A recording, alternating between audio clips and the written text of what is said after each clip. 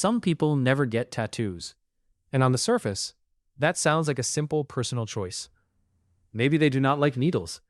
Maybe they do not like the look. Maybe they just never found a design they wanted. But psychologically, the decision to never get a tattoo can sometimes reveal something deeper. Not always something dramatic, not always fear, not always judgment, but something about identity, permanence, control, regret, self-expression, and how a person relates to their own body. Because a tattoo is not just ink. It is a decision to make one version of yourself visible. And for some people, that is exactly the problem. This does not mean people with tattoos are careless. And it does not mean people without tattoos are boring. Both choices can come from confidence. Both choices can come from fear. Both choices can come from identity. The psychology is not in the tattoo itself. The psychology is in the reason someone says yes, or the reason they keep saying no. So here are 5 hidden psychology patterns that can show up in people who never get tattoos. Number 1. They may not want to be permanently attached to one version of themselves. A lot of people think tattoos are about decoration. But psychologically, tattoos are often about identity. A symbol, a memory, a belief, a person, a phase, a story, a version of who someone was at a certain time. And for some people, that feels beautiful. But for others, it feels strangely uncomfortable. Not because they hate identity, but because their identity feels too alive to freeze. They know how much they have changed already. They remember old opinions they no longer agree with, old styles they no longer like, old versions of themselves that now feel distant. So the thought of putting one symbol on their body forever does not feel expressive. It feels restrictive. It feels like saying, "This is me," when deep down, they know that me keeps changing. These people may be less afraid of tattoos and more protective of their future self. They may think, what if this matters to me now, but not in 10 years? And that question alone can stop them. This is why the phrase, "just get something meaningful," does not work on everyone. Because for some people, meaning is not fixed. Meaning moves. Something can feel powerful at 22 and irrelevant at 32. Something can feel like truth during one life chapter, then feel like a costume in the next. And people who never get tattoos may have a strong awareness of that. They may not want their body to become a museum of past selves. They may prefer their identity to stay internal, flexible, and private. Not because they have no personality, but because they do not want one permanent image to speak for them. Number 2, they may have high regret sensitivity. This does not mean they are weak. It means their brain puts a lot of weight on future discomfort. Some people make decisions by asking, "Will I enjoy this now?" Other people make decisions by asking, "Could I regret this later?" And those are very different brains. A person who never gets tattoos may not be thinking about the excitement of the tattoo. They may be thinking about every possible future version of themselves who might not want it anymore. Different career, different relationship, different body, different beliefs, different taste, different confidence level. Their mind does not just see the tattoo. It sees the possibility of being trapped with a decision they can no longer fully undo.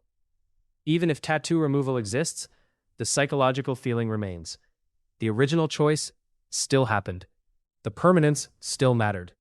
The mark still became part of their story. And for someone with high regret sensitivity, that can feel like too much pressure.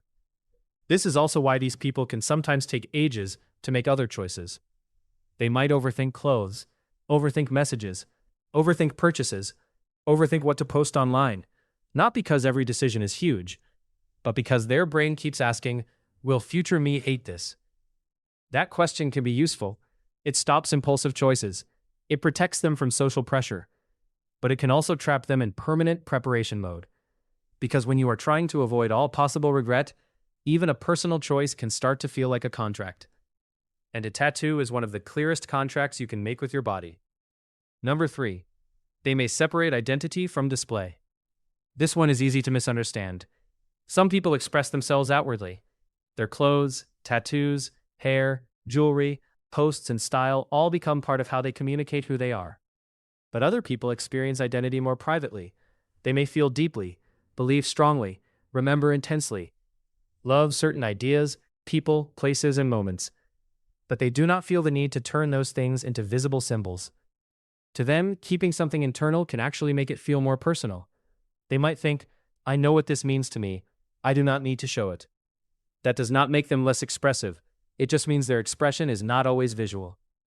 They may express identity through behavior, through loyalty, through routines, through work, through humor, through the way they treat people, not through permanent marks.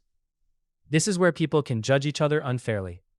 A tattooed person may look at someone with no tattoos and think they are plain, safe, or closed off. But that person may have an entire inner world that simply does not need a logo.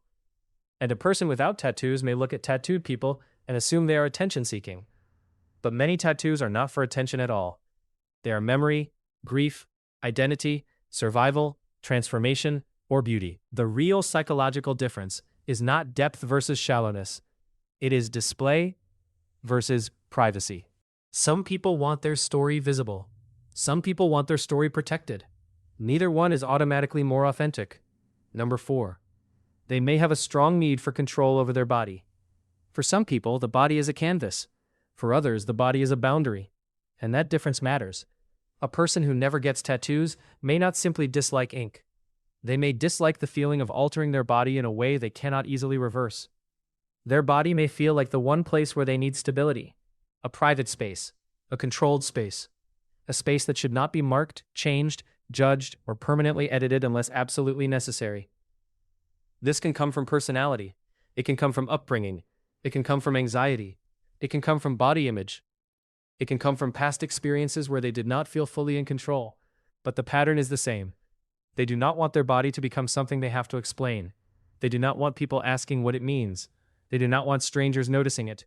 They do not want one part of their body carrying public meaning. So they keep their body neutral, not empty, neutral.